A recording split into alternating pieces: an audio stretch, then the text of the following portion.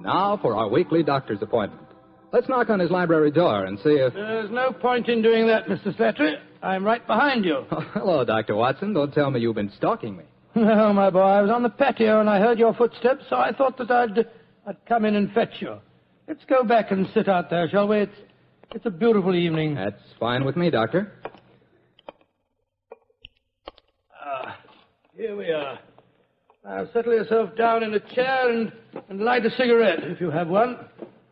I'll get on with my story. Well, last week you told us it concerned an adventure that you and Sherlock Holmes had in Flanders during the First World War. That's right, Mr. Slattery, did. I thought that you and the great man had retired at that period. We had, my boy, but it was only natural that as soon as the war broke out, we both offered our services in any capacity that might help our country. Of course. And how did tonight's story begin, Doctor? It was in the winter of that first year.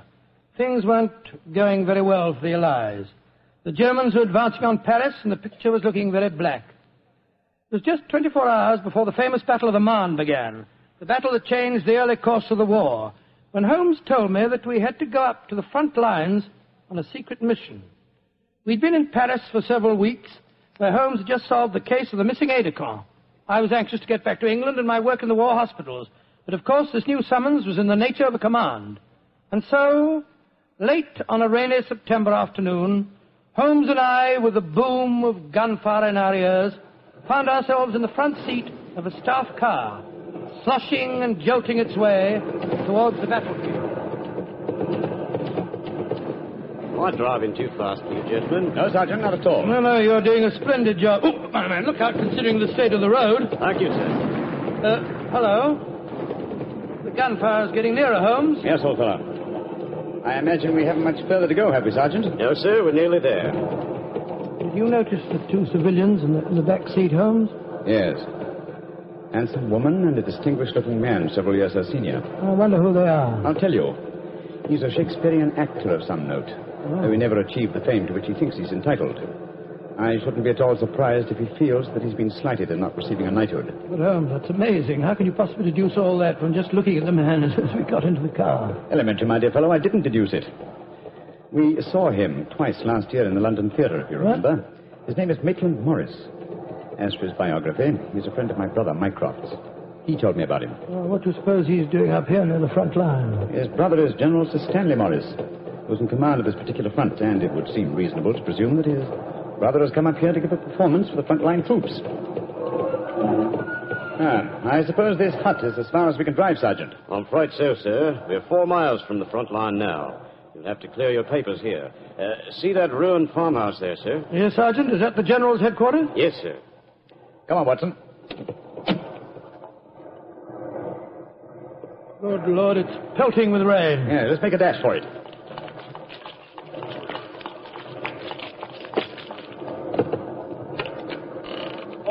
Who goes there? Friend, Give the password. St. Crispin. Pass, friends, and show your papers. How did you know the password, Holmes? I was given it before we left Paris, old chap. Oh, it's Sherlock Holmes and Dr. Watson, isn't it? Yes, Captain. I'm Captain Maxwell, General Morris's aide-de-camp. He asked me to escort you up to his headquarters. By the way, weren't Maitland Morris and his wife in the car with you? Yes, they're just behind us. Oh, splendid. I'm afraid I'll have to ask to see your papers. Yes, of course. Here's my permit, Captain Maxwell. Thank you. I know you both, of course, but we can't afford to take any chances when we're this close to the enemy lines. Let's see. Oh, yes, that's fine, Doctor. Everything's in order. All right, yours, please, Mr. Holmes. Here you are. Thanks. Oh, who goes there? Friend. There's the rescue party now. Oh, good. This is quite in order, Mr. Holmes. Show your papers. Oh, there you are, Captain Maxwell. Oh, hello, sir. Hello, Mrs. Morris. How are you, Captain Maxwell? Well, you've both met Mr. Sherlock Holmes and Dr. Watson, I suppose? Well, no, we haven't, even though we drove up in the same car. Natural reserve of us Britishers, I suppose. How are you, Mr. Holmes? How do you do, sir? I know your brother Mycroft very well. How are you, Doctor? I'm glad to meet you, Mr. Morris. I saw you a couple of times at the theatre last year and enjoyed your performances very much. Well, thank you, sir. Well, then you must know my wife, my leading lady. How do you do, gentlemen? How do you do, Mr. Morris? Can I see your papers, Mr. Morris? Just a matter of form. You understand. Yes, of course. Mrs. Morris, I presume you and your husband are going to give a performance tonight for the men going up the front line. Yes, Doctor. We're very flattered. They've asked us to do some Shakespearean scenes. Oh, yes. Although I should have thought something a little lighter would have been more appropriate. The General, he's Maitland's brother, you know. seem to think differently. Well, my dear, show Captain Maxwell your papers. Then we can all go along and see my brother Stanley. Very well, Maitland. Mr. Morris, I shall look forward to hearing your reading of Shakespeare's St. Crispin's speech from Henry V tonight. Well, bless my soul, Holmes. How did you know I was planning to do it? Well, the setting is so perfect and the time so appropriate, I can't conceive an English actor who could resist the temptation. Oh. I noticed that your brother appreciated the fact in naming today's password. Yes, it's amazingly appropriate. You know, it's almost 500 years ago to the day that the Battle of Agincourt took place. Well, let's hope that the results of the forthcoming battle will be equally successful for England. Yes, indeed. Oh, by the way, Holmes, this will probably seem rather silly to you, but I'm an inveterate autograph collector, and I have my book here with me. I wonder if you'd mind signing. I should be very glad to, Mr. Morris. Give me a pen, will you, Watson? Here we are, Holmes. You'll find yourself among quite distinguished company in that book, sir. So I see. Adelina Patty, Crown Prince of Norway. Oh, no. Field Marshal von Tauchnitz. Oh, yes, he was one of my admirers when I played in Munich before the war. I suppose now that our countries are fighting, I should tear that page out. You know, I cannot help but feel that art and the appreciation of art are independent of national hatred. Quite so, sir. I myself still have a medal presented to me by the University of Leipzig for some trifling services. There you are, Mr. Morris. Oh, thank you very much, Mr. Holmes. A notable addition to my collection. I shall be very glad to sign your book for you, Mr. Morris, if you'd like me to. That's very kind of you, Doctor. Oh, Captain Maxwell, if our permits are all in order, don't you think we should be moving along? Just what I was going to suggest myself. I'll take you all straight over to General Morris's headquarters.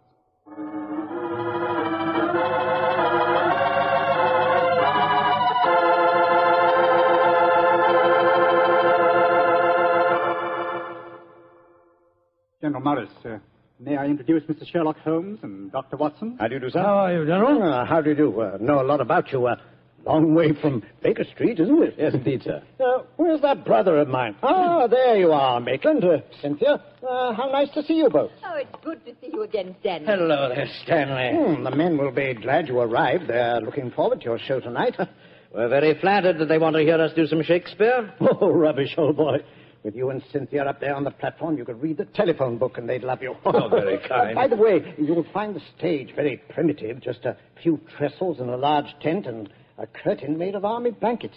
And your dressing room will be even worse. Oh, don't worry about our comfort, Stanley. As long as we cheer the boys up, that's the important thing. Yes, of course. By the way, what program do you have mapped out for us? Well, I thought we'd have two shows. The tent's not large enough to hold everybody at once.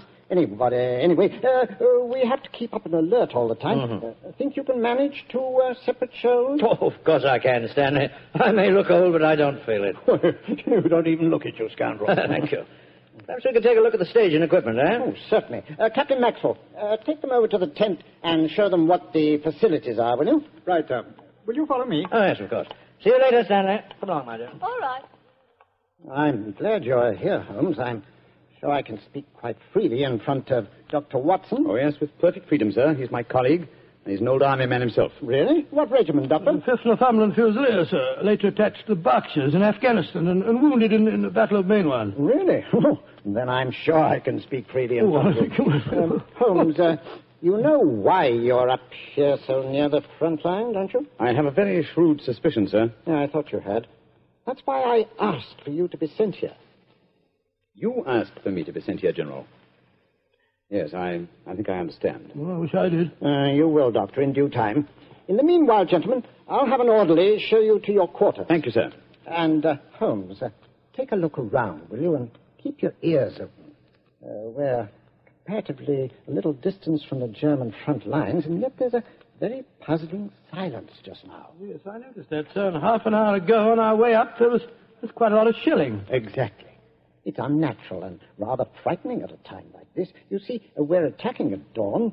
The enemy might be trying to infiltrate spies, and the whole success of this battle depends on a surprise attack. I quite understand, sir. Come on, Watson. Holmes. The first performance starts in a few minutes, you know. They're all there waiting. Why are we tramping about out here in the mud and the rain? I thought a pipe or two in the open air would clear our brains. Yes, a pipe in the open air is one thing, but a pipe in a downpour of rain is another. Was it raining? Oh, didn't even notice it. I was listening to the silence. What do you mean? Thousands upon thousands of Germans.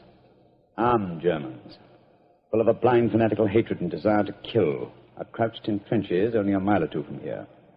Surrounding us are an equal number of English boys, also armed, and with a will, if not the desire, to fight, because they know their cause is the cause of freedom and justice. All these thousands poised, ready to pounce on each other and fight to the death, and yet, beyond that patter of rain, there isn't a sound to break the stillness of a September evening. Strange world we live in, old chap. You're being unusually rhetorical, Holmes. Yes, I am, aren't I? Let's be a little more practical, shall we? I wonder what is wrong with the actors tonight. Why do you ask that? Well, a little while ago I noticed Mrs. Morris in a great state of excitement, going towards the farmhouse where the General is. Then she went back to her own quarters, and now she seems to be headed in our direction. Anything wrong, Mrs. Morris? It's Maitland. What's wrong with him, madam? He's disappeared. Disappeared? What's happened? We were in the tent together, making up for our performance, when an orderly came in with a message. Maitland said it was from his brother. Slipped on a raincoat and went out, saying he'd be back in a few moments. I waited and waited, and after a while I got worried, and I went over to see the General myself. He said that he'd sent no message, and that he hadn't seen any sign of Maitland. Good Lord, what could have happened to him? I don't know, Doctor, but I'm frightened. What shall I do, Mr. Holmes? You're a brave woman, Mrs. Morris. Brave? I don't know, Mr. Holmes. Why? Because the show must go on. I shall take your husband's place. But Holmes, something's happened to Maitland Morris. He's in danger. He might True, be... Watson, true. But 1,000 men inside that tent are in mortal danger, too. Tomorrow morning, many of them may be corpses on the fields of Flanders. But tonight, they've been promised a show. Do you think that you can do it, Holmes? Oh, I think I can, with the help of Mrs. Morris. I can't do it, Mr. Holmes. You can, Mrs. Morris, and you will. If only to uphold that great tradition of the theater. This little world, this precious stone set in a silver sea, which serves it in the office of a wall or as a moat defensive to a house against the envy of less happier lands. This blessed plot, this earth, this realm, this England. Holmes! That shot, are you all right? Yes, old chap. Fortunately, I started to leave the stage as the shot was fired. The bullet just missed me. I heard it splinter some wood nearby. But who on earth would want to shoot you? That's what we've got to find out, though I think it more likely that the shot was intended for me. It was not intended for me, but for Maitland Morris, the man for whom I'm substituting. Well, even so, who'd want to shoot him? Oh, don't ask me so many questions, old fellow. Let's see what clues we can find. Now, the shot was fired from outside the tent from behind me. Yes, look there. See the hole in the tent there? By Jove, yes. The footlights would outline your shadow on the back of the tent. Whoever it must have fired at your silhouette. The question is, where did the bullet embed itself? Aha. Look here, Watson. You got a penknife? Wait a minute. Here, Holmes. This shouldn't be hard to extract. Look at this splintered tent pole. Wait a minute. There we are. Excellent. Very interesting. Oh, what's so interesting about it? Just a revolver bullet, isn't it? No, it isn't, Watson. What? It's fired from just a revolver bullet. This bullet was fired from a German Luger pistol. A German pistol? There must have been a spy here behind our lines. That's a reasonable enough assumption. Yes, we may be sure that no English soldier would carry such a weapon and face inspection. Come on, I want to talk to Mrs. Morris. Mrs. Morris, I want you to be very frank with me. But of course, Mr. Holmes. You know why your husband's missing, don't you? No, I don't. Have you found out anything? Come, madam. Why keep up this pretense any longer? I know that your husband is a spy, or at least a great sympathizer with the German cause. The General's brother a spy? Good Lord. How dare you say that? Because it's true. Foreign Office have been suspicious of his sympathies for some time. His own brother knew it. That's why he asked to have me sent up here to keep an eye on him during his visit. It is true. Why should I keep up the pretense any longer? You see, Maitland was a disciple of Stuart Houston Chamberlain. Oh, who was this Stuart Houston Chamberlain? An Englishman who married one of Richard Wagner's daughters and became a German citizen, and an arch-enemy of England. I tried to dissuade Maitland. I implored him to consider his British heritage, his brother's name and mine. But Maitland was a strange man. His life was one of frustration and envy. Envy of his brother, I suppose? Yes. When Stanley was knighted, it hurt Maitland terribly. He said it was typical if the English would knight a soldier and yet leave a great artist like himself unrecognized. That in Berlin, they really understood and rewarded the artist. Well, if the authorities knew that, it's amazing they allowed him to come so close to the front lines at a time like this. Oh, it was at the General's request. He wanted to plead with my husband, to warn him that his secret was known. And now Maitland's gone over to the German lines. Oh, it's terrible. It's worse than that. It's disastrous. He can give them information as to the strength of our troops here. He knows the password. He might even know the hour the attack is timed to start. How did your husband expect to enter the German lines in safety, Mrs. Morris? He speaks fluent German, Mr. Holmes. I fancy the autograph book he was carrying containing the signature of Field Marshal von Tauchnitz was in reality he's passed through the German line. You told the general that his brother was gone, of course. I haven't been able to. He moved up to the front line position immediately after the first performance, though I had warned him what I thought Maitland was planning to do. I think he intended to give his performance first, then cross the lines immediately afterwards. But something must have made him change his mind. Perhaps he suspected I'd warned the general. Anyhow, as you know, when I got back to our quarters, he'd gone. Did he leave any note, madam? Yes, he did. Here it is. Thank you. I have gone, my dear. Try and understand and forgive if you can. You wouldn't come with me, and so I'm taking what is left of my heart and my hopes where they belong, among the friends that understand and appreciate me. It is something stronger than love and blood and country that makes me do this. It is something dearer to me than life itself. Dearer to me than life itself. Oh, how could he? How could he? The shame of this will kill poor Stanley. Mr. Holmes, will you break the news to him? I know it's cowardly of me, but I just can't tell him myself. Don't worry, Mrs. Morris. I'll tell him. Dr. Watson and I will ask Captain Maxwell to escort us to the General's frontline headquarters. In the meantime, try and keep calm. We'll tell him.